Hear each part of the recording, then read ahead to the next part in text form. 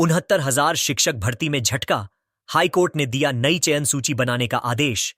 Allahabad high court की लखनऊ पीठ में 69,000 सहायक अध्यापक भर्ती के चयनित अभ्यर्थियों की सूची नए सिरे से जारी करने का आदेश दिया है। कोर्ट ने 1 जून 2020 और 5 जनवरी 2022 की चयन सूचियां को दरकिनार कर 2019 में हुई शिक्षक भर्ती परीक्षा के आधार पर नियमों के तहत 69,000 अभ्यर्थियों की नई चयन सूची 3 महीने में बनाने का निर्देश दिया।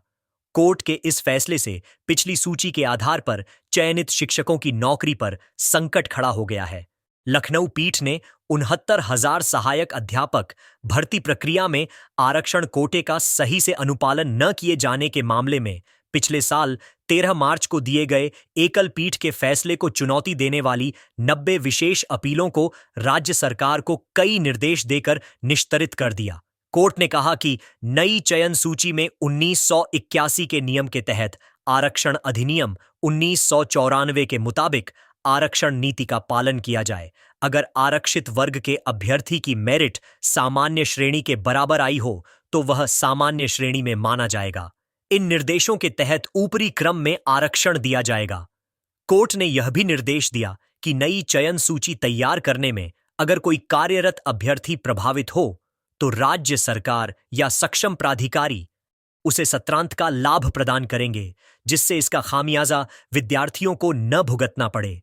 याचिकाकर्ताओं ने कोर्ट को बताया था कि आरक्षित वर्ग में चयनित 18,988 अभ्यर्थियों को जारी कट में 65% से ज्यादा अंक पाने के बावजूद सामान्य श्रेणी की सूची में नहीं रखा गया, जो आरक्षण नियमावली का उल्लंघन था।